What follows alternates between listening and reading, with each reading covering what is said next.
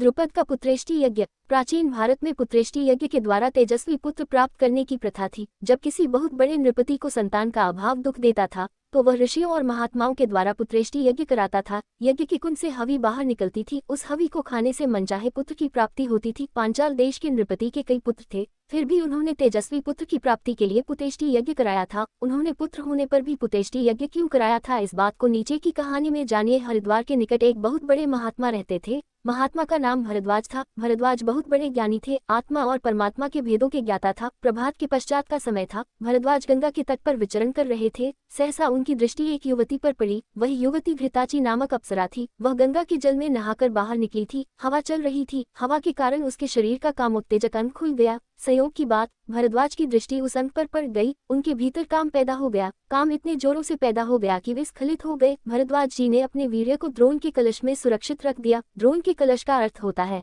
पत्तों से बना हुआ दोना। भरद्वाज जी के उसी सुरक्षित वीर्य से एक पुत्र का जन्म हुआ। उन्होंने अपने उस पुत्र का नाम द्रोण रखा। उन्हीं दिनों पांचाल देश के नृपति पुषद के यहाँ भी एक पुत्र ने जन्म लिया था। उन्होंने अपने पुत्र का नाम द्रुपद रखा। बाल्यावस्था में द्रुपद और द्रोण में परस्पर मित्रता थी। दोनों साथ साथ पढ़ते थे। बड़े होने पर द्रुपद तो पांचाल के राज सिंहासन पर बैठा, किंतु द्रोण ब्राह्मण होने के कारण गरीब ही रहे। गरीबी के कारण उनका जीवन बड़ी कठिनाई से बीत रहा था। एक बार द्रोण के कानों में समाचार पड़ा कि परशुराम धन बांट रहे हैं। अतः द्रोण परशुराम के पास गए। उन्होंने उनसे धन की याचना की। परशुराम ने कहा, मैं तो सारा धन लुटा चुका हूँ, वन में तप के लिए जा रहा हूँ, मेरे पास धनुष बाण को छोड़कर और कुछ नहीं है।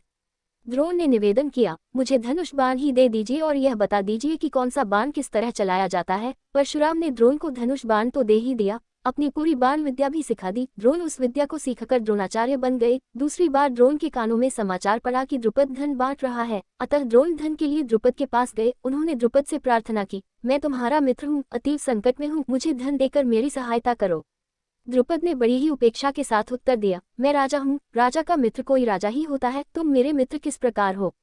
तुम गरीब ब्राह्मण हो, मैं तुम्हारी सहायता नहीं कर सकता। द्रोण का हृदय अपमान से भर उठा। वे द्रुपद से बदला लेने का निश्चय करके लौट गए। जब वे पांडव और कौरव राजकुमारों के गुरु बने तो उन्होंने अर्जुन के द्वारा द्रुपद को बंदी बनाकर अपने मन की आग को शांत किया। उस समय तो द्रुपद मौन ही रहा, किंतु उसके मन में भी द्रोणाचार्य से बदला लेने का विचार पैदा हो उठा। उसने निश्चय किया कि वह एक ऐसा तेजस्वी पुत्र उत्पन्न करेगा जो द्रोणाचार्य से उसके अपमान का बदला लेगा। द्रुपद के जो पुत्र थे वे द्रोणाचार्य से बदला लेने में असमर्थ थे। अतः द्रुपद ने पुत्रेष्टि यज्ञ द्वारा महान तेजस्वी पुत्र को पैदा करने का संकल्प लिया। पुत्रेष्टि यज्ञ कराने के लिए वह महात्माओं की खोज करने लगा। गंगा और यमुना के किनारों पर घूमने लगा। दैव इच्छा से द्रुपद यमुना के किनारे स्थित दो महान त्यागी ब्राह्मण बंधुओं के आश्रम में पहुंचा। छोटे बंधु का नाम उपयज्ञ और बड़े बंधु का नाम यज्ञ था। दोनों भाई अलग अलग आश्रम बनाकर रहते थे। द्रुपद छोटे भाई के आश्रम में रहकर उनकी सेवा करने लगा। जब सेवा करते करते काफी दिन बीत गए तो एक दिन अवसर पाकर द्रुपद ने निवेदन किया, मैं एक महान तेजस्वी पुत्र चाहता हूँ, कृपया पुत्रेष्टि यज्ञ के द्वारा मुझे तेजस्वी पुत्र दिलाइए। मैं आपको 1 करोड़ गाय दे सकता हूँ। छोटे भाई ने उत्तर दिया,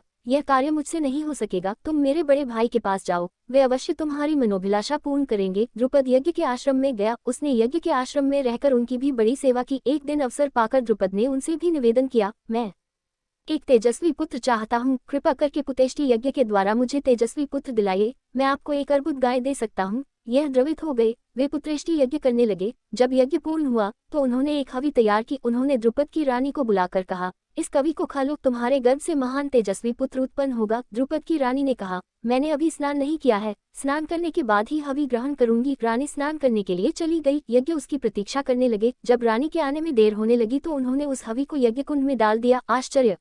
यज्ञ कुंड से एक बालक और एक बालिका प्रकट हो उठी। यज्ञ ने बालक और बालिका को द्रुपद को सौंप दिया। उन्होंने कहा, राजन, इस बालक का नाम धृष्टद्युम्न होगा, यह आपकी अभिलाषा को पूर्ण करेगा। बालिका का नाम कृष्णा होगा, इसे लोग द्रौपदी और पांचाली भी कहेंगे। इसके ही द्वारा कौरवों का सर्वनाश होगा।